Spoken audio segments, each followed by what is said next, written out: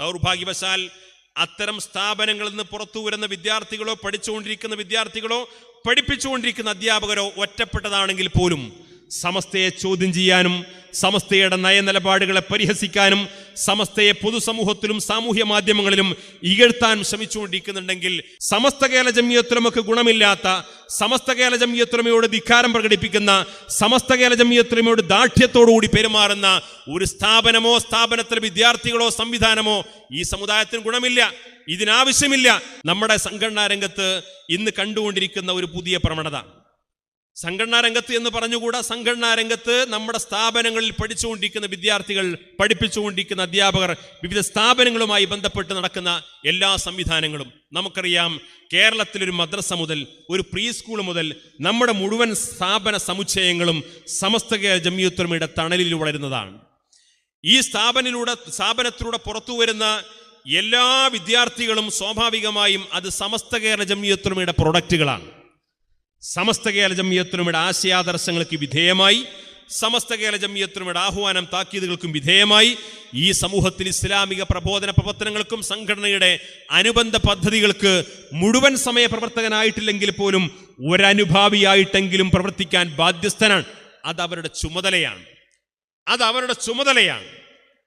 ആ ചുമതല നിർവഹിക്കുന്നു എന്നുള്ളത് കൊണ്ടാണ്, അത്തരമൊരു വിഭാഗത്തെയാണ് നമ്മുടെ സ്ഥാപനത്തിൽ നിന്ന് പഠിപ്പിച്ച് പുറത്തുവിടുന്നത് എന്നുകൊണ്ടാണ് സമുദായം അത്തരം സ്ഥാപനങ്ങൾ ഏറ്റെടുക്കുന്നത്.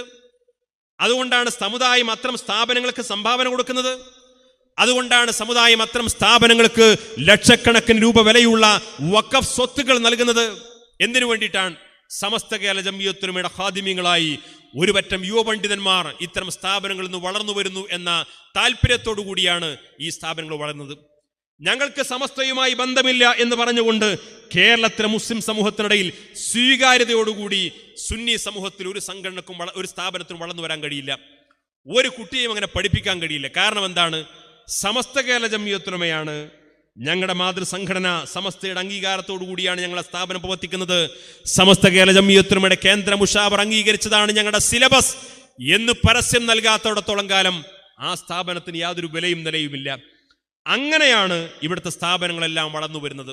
ദൗർഭാഗ്യവശാൽ അത്തരം സ്ഥാപനങ്ങളിൽ നിന്ന് പുറത്തു വരുന്ന വിദ്യാർത്ഥികളോ പഠിച്ചുകൊണ്ടിരിക്കുന്ന വിദ്യാർത്ഥികളോ പഠിപ്പിച്ചുകൊണ്ടിരിക്കുന്ന അധ്യാപകരോ ഒറ്റപ്പെട്ടതാണെങ്കിൽ പോലും സമസ്തയെ ചോദ്യം ചെയ്യാനും സമസ്തയുടെ നയനിലപാടുകളെ പരിഹസിക്കാനും സമസ്തയെ പൊതുസമൂഹത്തിലും സാമൂഹ്യ മാധ്യമങ്ങളിലും ഇകഴ്ത്താനും ശ്രമിച്ചുകൊണ്ടിരിക്കുന്നുണ്ടെങ്കിൽ അത്തരം സ്ഥാപനങ്ങളെയും വ്യക്തികളെയും SKSF കണ്ടറിയേണ്ടി വരുമെന്ന് സാന്ദർഭികമായി സൂചിപ്പിക്കാൻ ഞാൻ അവസരം ഉപയോഗപ്പെടുത്തുകയാണ്.